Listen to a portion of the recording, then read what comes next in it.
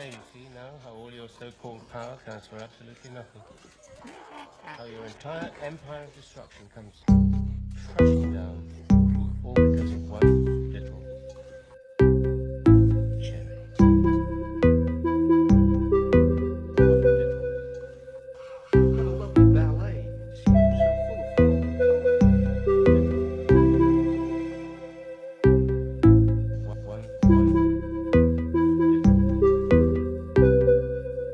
Hi, it's Mo. It is Bookmas week 3. It is December 16th, which is a Tuesday if you're paying attention. And yes, that means that the week has already started. And yes, that means that I have not started this vlog on time. And yes, it means that I ended the last vlog late as well.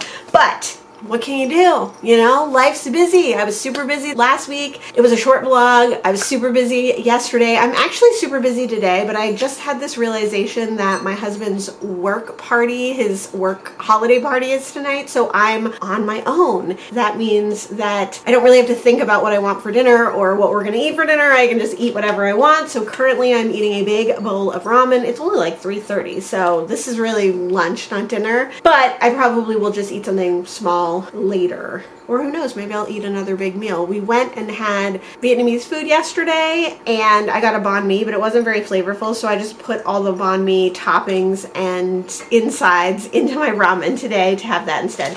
If you're wondering, the ramen that I like the best, the like instant ramen that I like the best, is this ramen, which is called Muso, since 1953 it says, from Japan, which is an organic vegan ramen. I like the shoyu ramen better, like the soy based ramen better than the miso ramen, but the miso ramen is good too. We had 2 of these and only one of the other ones, so I just ate this one. So I'm gonna eat my lunch and then I have a lot more work to do, but I wanted to talk to you about the theme of this week because I have been theming these, at least in my head, I've been theming these weeks and these weekly vlogs, and the theme is going to be the same theme as last week, which is to try to finish as many books as I can this week. I did finish one book yesterday, which is A Time to Be in Earnest, a fragment of an autobiography by P.D. James. This is one of P.D. James' non-fictions, and this book has really inspired me. I really loved it. She takes her 77th year. There's a quote in the beginning from Samuel Johnson. It says, at 77, it is a time to be in earnest. So she takes her 77th year and decides to diary, to journal that full year with the full intention of it being published, with the full intention of seeing if she wants to be a diarist, a person who writes in their journal, seeing if she wants, you know, to maybe to write more of her autobiography or anything like that. And the book really starts out with her relating a lot of stuff about her history and her family and her parents and her actual biography or autobiography, but it very quickly just turns into like kind of a daily diary. But through that we hear about her writing, we hear about her life, we hear about her husband and his battle with mental illness, we hear about things that are happening in the world at the moment. This book was started in 1997 and finished in 1998, so a lot of things are going on, especially in England right around that time. So she touches on that, talks about her ideas, talks about sometimes about like what she does not like about the world right now, talks about the good things about getting older, talks about the bad things about getting older. So I really loved it, and it's definitely inspired me not only to journal and try out journaling for a year, but to read more journals, to read more diaries, and to maybe do a project. So more on that coming soon. And then I'm also currently reading Murder Past Due on audio. I'm a little over halfway through this, so I will be finishing this up. You will see more of this in a Cat Cozy Mystery vlog coming at some point. And then I'm also reading Quicksand by Junji Ito Tanizaki, I believe is the author's name, which is a queer classic. It's a Japanese modern classic about lesbians, but I do believe it was just written by a cis straight man. So I'm not sure. I'm interested to see more about it. So far, I think it's interesting. I did have to stop reading Never Whistle at Night because I lost the loan on that through Libby. Oh no. So I did put it on hold again so that I can finish that up as well. I finished 2 books last week, Tar Baby and Oh My Mother. I'm already finished 1 book this week, so I'm hoping that this will be a more productive week finishing more books. That's my plan. Other than that, my husband just got invited to another holiday party on Thursday, so I might be on my own on Thursday as well. I have a lot of work to do. It's a payroll week, so of course I'm scrambling around trying to get payroll done and not really succeeding. And then it's the week before Christmas, which is insane. It seems like we have a lot more time, but we really don't. So we do need to get a few last things and our plans together of what we're going to do. We need to send some things out, which we have not done yet. We need to finish some projects that we started. I'll try to do a better job this week than last week of checking in with you. That's it. There's still snow on the ground, but it is supposed to get up into like the 50s or 55 later in the week, so I don't know how long that's gonna last. So we'll see.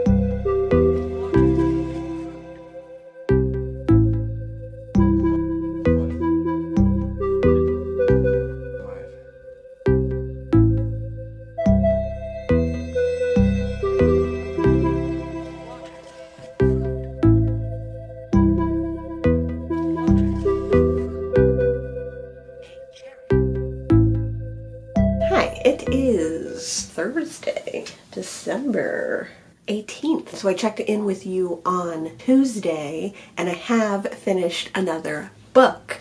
So we're making progress. I needed a short audiobook after finishing, oh no wait, I finished 2 books. Wait, did I finish 2 books since I talked to you? I might have finished 2 books since I talked to you. I finished Murder Past Due, which was the audiobook I was reading. This is by Miranda James. This is a Cat Cozy mystery. I will talk more about this in a Cat Cozy mystery vlog, which you should be seeing in the not too distant future. But I enjoyed it and I definitely plan on continuing on with the series, although I don't need the physical copies, I don't think, because I think they're all on Libby. Then I needed a short audiobook. I wanted something really light and easy and fun, and I decided to read Owls in the Family by Fairly Mowat. I do have a physical copy of this book, but I don't know where it is. I have a huge stack of books. Not one stack. I have like 10 stacks of books over there. You will have seen it in some of my videos that need to get put away on my TBR shelf. And I think that Owls in the Family is in there. It might be in my TBR closet. I'm not sure. The point is, I did finish this short middle grade book on audio. I have read Never Cry Wolf by Fairly Mowat many times. It's one of my all-time favorite books. It's one of my all-time favorite movies. I've been thinking a lot about my top 10 and top 20 movies because I know my top 3 movies and really I know my top like 5 movies probably, but I've been thinking about like actually making a list. I don't talk a lot about movies on here and I don't watch a lot of movies. I don't watch TV very often at all. So if that's something that you think you would like to see on my channel one day, just as a aside from bookish kind of thing, let me know. Aside from bookish content, like aside from bookish content, not like aside from, like an aside of, well, I don't know, I guess it all is the same thing. But anyway, so when I think about my top 10 movies, when I think about the movies that I love, I like forget movies and then I'm like, oh my god, I love that movie, I should include that. Never Cry Wolf is one of those movies. Chippy is like on me like glue this morning. Now he's gonna get into the cat box, of course. So I love Never Cry Wolf, read it many times. I have a lot of other Fairly Mowat books. I have many of his nonfictions. Never Cry Wolf is a nonfiction, but he also wrote some fiction work as well, and one of those is the middle grade book Owls in the Family. Hi buddy. Hey, my baby boy. My baby boy. You can go up here. Owls in the Family is his middle grade book. It is about a young boy who loves to have animals. It reminds me a lot of like the Durrells. I think it's Lawrence Durrell who was the animal keeper and who later became like a memoirist and animal conservationist and blah blah blah blah blah. I first learned about the Durrells in that British BBC show about them when they moved to Corsica or some island with their mom, like to a cheap house. I really liked that show. I thought it was really good, but also it was interesting to learn that these were real people and that this was a real place, and one of the sons kept lots of animals. And this was a time, and Owls in the Family was written around probably the same time, in a similar time at least, where you know, would catch snakes and keep them, where you would catch groundhogs and keep them, where you catch owls and keep them. And so this story is about a young boy who goes out specifically looking for like a fledgling owl to capture and keep, and then he ends up saving them. A baby owl that they're looking to catch actually has a reason for them to take him, so they don't take him away from his mother. He almost freezes to death, and the rest of the owlets do freeze to death, so then they're like rescuing that owl, and then another owl needs rescuing later, and then that's how they get owls in the family.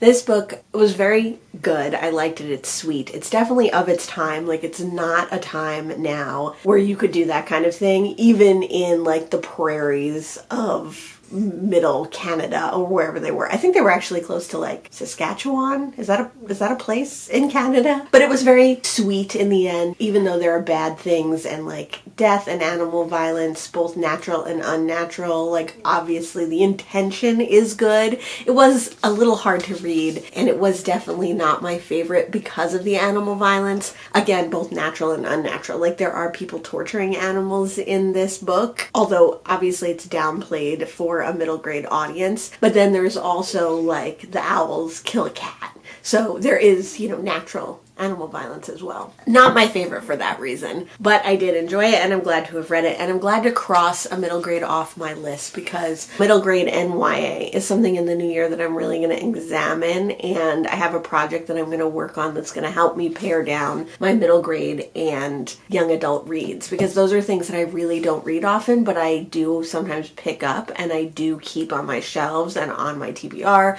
but like, I don't know if I need to, because I'm never in the mood to read them. I'm never inclined to read them. So like, should I be continuing to pick that up, and should I be continuing to keep those on my shelves? I'm just not sure. That being said, Owls in the Family will go on my red shelf at some point. So those were 2 more books that I finished. So I finished 3 books total this week. I finished A Time to Be in Earnest, Murder Past Due, and Owls in the Family. So I'm already ahead of last week. And then currently I am reading Quicksand, Junichiro Tanizaki, which is a Japanese modern classic about a woman who is unhappy in her marriage and has had love affairs before, and then she falls in love with a woman at her school. This is very much like a sexy, tantalizing comedy, but also I feel like is about the pitfalls that you get into by having extramarital affairs. And I have a feeling that the kind of message and moral of this story is eventually going to be that like sexually active women and women who are sexualized are bad, and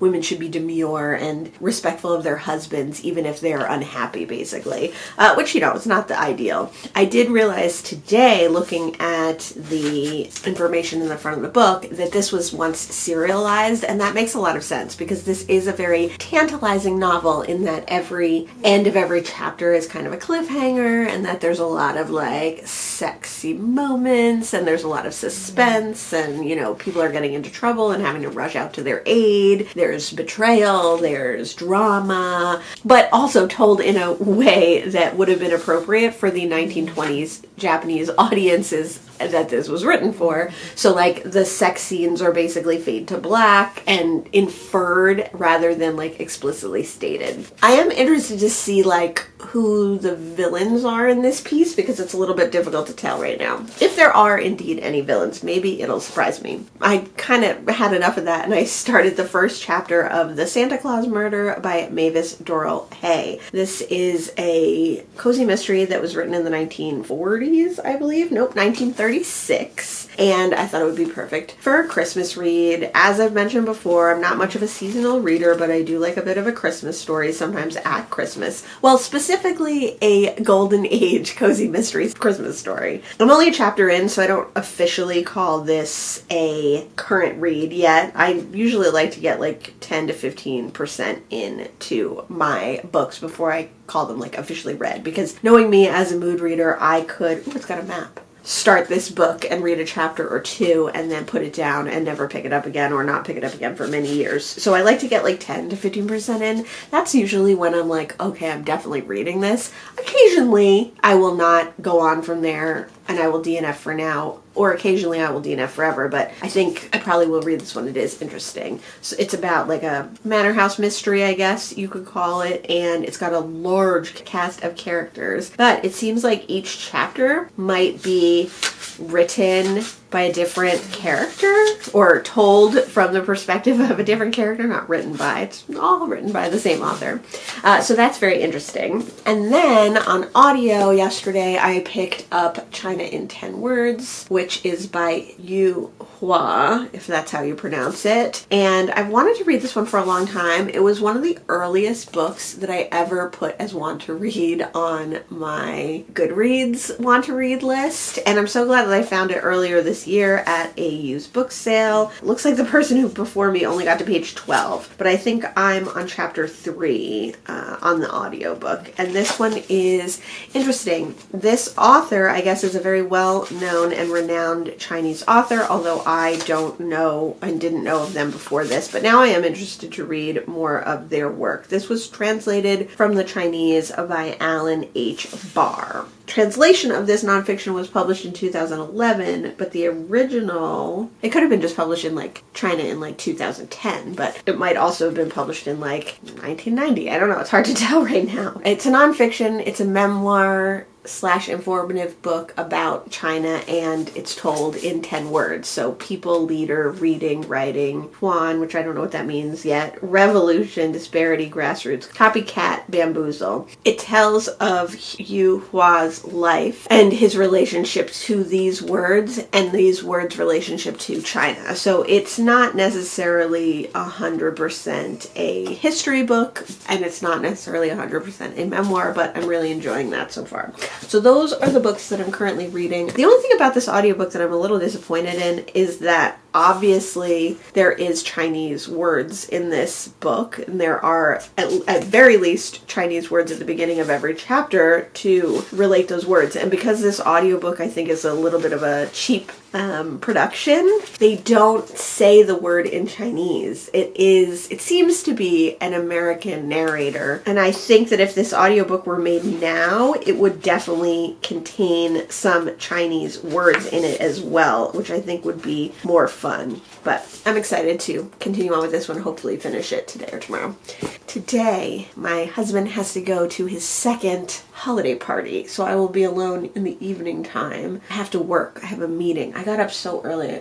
The cats got me up at 4:30 today. Did I mention this? I am trying to get up 5 a.m. starting like this week. I did manage to do that on Monday, and I think it was very successful and worked out very well. But then Tuesday and Wednesday, I absolutely could not. Even though the cats got up at like 5:30 each day and I got up to feed them, I had to go back to sleep. This morning, the cats were being really bad. Everybody was running around. Everybody was being really bad. So I did end up getting up at 4:30. It is now 8:10 in the morning. My allergies are killing me too, if you see my eyes watering or anything. And I know that I'm going to crash today because I did not get enough sleep last night, and I got very little uninterrupted sleep. Maybe like 2 hours or 3 hours together at the most. So I might just go to bed super early, like when he goes to his party, and then try to get up tomorrow at 5 a.m. again. Don't look at me reproachfully, sir. But I have a work meeting. He's going to do that in the afternoon. We're going to try and take a walk because it's actually like decent weather out today. The snow is melting. Tomorrow it's supposed to be like 55 degrees. So I definitely also hope to get a walk in tomorrow. I have to do a couple of things, like I have to buy something for my dad for Christmas that we're ordering in hopes that it'll come in time for next week. We really need to work on the crafts that we wanted to work on. We really need to send some stuff to his folks, which definitely will not get there by Christmas now. And there's a lot of stuff that I want to film and a lot of stuff that I want to edit. You will have noticed by this point in Vlogmas that my posting schedule did not stay on track, did not keep up with what I wanted. At this point, there has been at least 1 week where I uploaded less than I wanted. We'll see if the week that I'm currently in, I'll be able to upload as much as I want and get back on schedule for the end of December. But I also have a lot to edit. I haven't been pre-editing as much, so like I've had to move things around that I had wanted to post later, blah, blah, blah, blah, blah, blah, blah. So I'm hoping that after this week of work, and having worked a lot this week, I can then take the weekend and early next week and middle next week and Christmas to edit and all that stuff. If I can't post everything that I wanted to post for Vlogmas, I would love to move that into January and have a lot of stuff pre-filmed for January and finish up anything that I didn't get to post in Vlogmas, which to me was going to be like a lot of things that I hadn't posted all year, and then move that to January, which would be fine too, because, you know, pre-editing and pre-posting is always good. I looked at the blog for last week already and it looks sparse on updates, to say the least. So I'm going to try and update you more this week.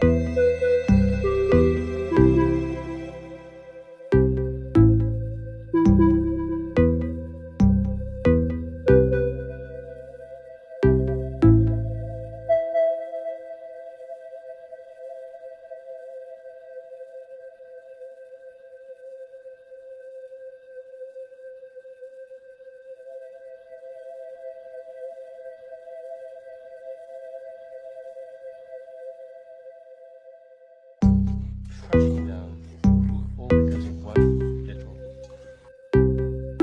cherry. One little. What a lovely ballet. It seems so full of form and colour. One little.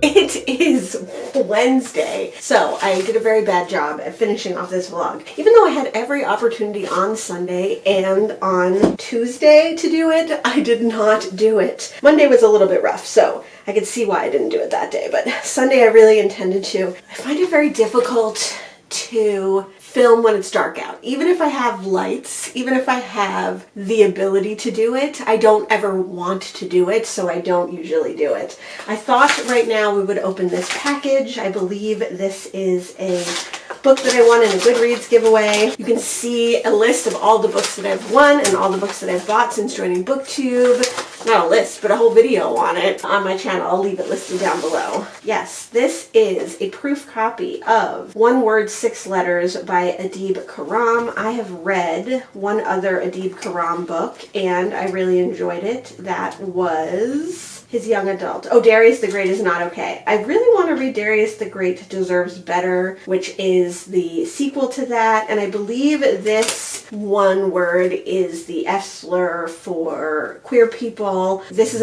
either a middle grade or a young adult novel. And I think it's all about being outed and being bullied in school and things like that. I am interested in this one. I didn't realize it was so short. So that is fun and exciting. I have cooled it since making that video on doing Goodreads giveaways. I probably will do more in March because I think March is their big like giveaway thing. So I'm on the fence of whether that count/qualify as my buying new books or not. So very nice. Thank you so much to the publishers. Thank you so much to Goodreads and Adib Khorram for sending me this one. So it's Wednesday. Last week did a lot. We went a lot of places. We did a lot of shopping. And like I said, the week just kind of got away from me. And then on Monday, I was working. So you'll have seen all that in the footage. I have all new books to talk about, which I will talk about when I start the next weekly vlog. I only finished 3 books. So it's funny because I was looking at my list of all the books that I finished, and I finished 1 book the first week of December, 2 books the second week of December, 3 books the third week of December. So ideally I will finish 4 books or more in the 4th week of December, and that would be fun. But I do think again this challenge has failed, and the idea has failed that I read as many books or finish as many books as I can. Like that was my goal for the week, and I'm just too busy. There's just too much going on. There's too much to do with Bookmas. There's too much to do. Still, the weeks are loosely themed in my mind, but I'm just not going to pay attention to them for the rest of the Vlogmas. I also got really far behind on videos. I was already a little bit behind, and then I ran into snags and whatever, but I'm still pretty happy with the output that I have and with the total number of videos that I'm going to have made for Bookmas at the end of the day, at the end of the month, at the end of the year. I hope to continue the momentum as well into January because there's quite a few things that I'm not going to be able to post that I wanted to post during December, and there's also quite a few things new that I want to film for end of the year content because January is really when I do my end of the year content. I'll leave it there. Thank you again for joining me during Bookmas week 3. This video will probably come out a little later than the Bookmas videos have been coming out, and we'll get right into the 4th week of December, and then there'll be like a little mini vlog, the very end of December and New Year's. Let me know how your December is going. Thanks so much for joining me today, and I'll see you in the next one. Bye!